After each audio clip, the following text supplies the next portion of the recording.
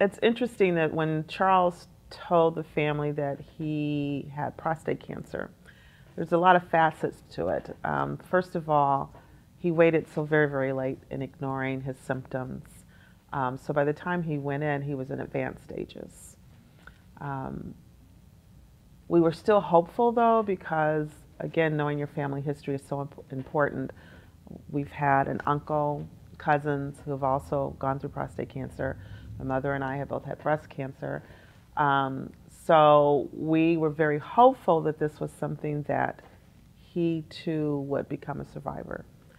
But again, because he ignored and didn't take advantage of some of the resources that he had put out there with the health fair at Indiana Black Expo summer celebration, he had never even gone through it.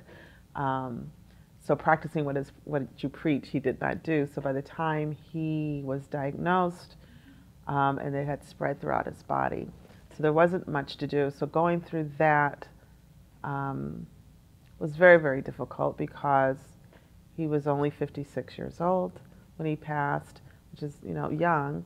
Um, and to hear the doctors say that he probably had had it for 10 years because it's a slow growing cancer. So for it to be as advanced as it was, he had had it for a while. So you don't want to scolding. Part of us were like, you know, but it was difficult. It was difficult on his children, it's difficult on his mom, it's difficult on his dad, difficult on me, his sister.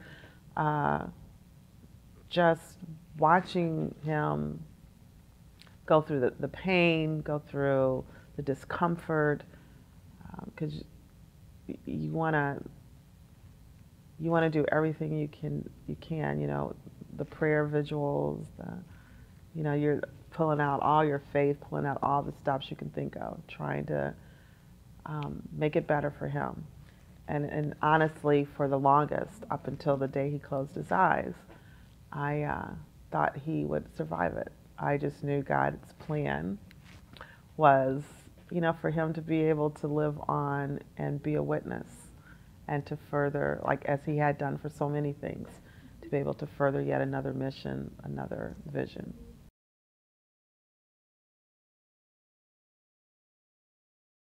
Well, this year we decided to move the walk to Westfield, Indiana. Last year we held it at the State Fairgrounds, and it was a great location. But our main goal is to raise money for the prostate cancer mobile unit, and so we're trying to not spend the money that we get from sponsors on those type of logistics. So Westfield was a much more economical place for us this year. Um, it was a new park. It's a nice location. It's self-contained, so we were able to save a lot of cost expenses that are normally associated with a walk. It's a beautiful environment, and it also opens it up to a more diverse community, and that's important. Even though when Charles wrote his book, it was that black men might live.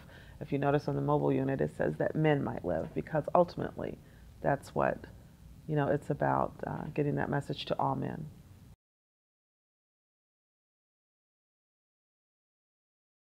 It feels really good when I see that unit out there. As a matter of fact, I was out at the Avondale Metals Y the other day, and I saw the van parked in the lot, and a big smile came across my face, and I was like, oh, they must be getting ready for a health fair or something. But it feels really good to see it out there, because it's doing what he wanted it to do.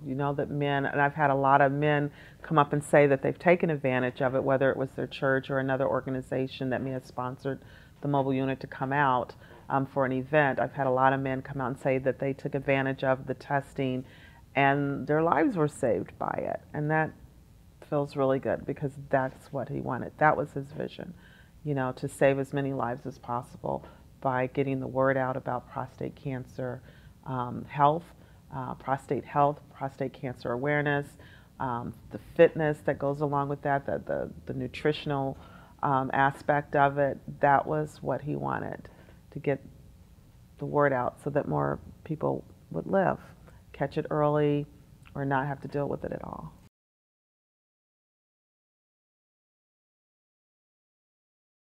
This year, the walk, it's called That Men Might Live. You can register for it online, www.thatmenmightlive.com. The walk is on September 27th. We'll start with registration. You can do on-site registration if you're unable to get online. That'll start at 7:30, and we'll start the walk. It's a 5K walk. We'll also have some other activities out there, so if there's people that can't walk or can't run, there's still some activities that you can come out and participate in and support the effort. The walk will cost $25 for early bird registration. So if you register before, I believe it's September 25th, I believe, and that information is online, so it's $25. After that and on site, it's $30. I want to encourage and put a little challenge out there to different organizations, to the churches, the barbershops, the beauty shops, the Greek organizations, any organizations out there to get behind this, get a group together, a group of 10 or more. Your registration fee is just $22 per person. So we just want to encourage everybody to come out and support this, to get that mobile unit. It needs the support. It doesn't have any funding. So this right now is the only funding that keeps that mobile unit going and getting out there and getting men tested. And corporations and businesses, whether it's large businesses like Lilly with the employee programs that a lot of the large companies have, or even if it's a small business, get your families. You know, if you don't have 10 people in your company, then bring your families and make up a team of 10 and put a group in.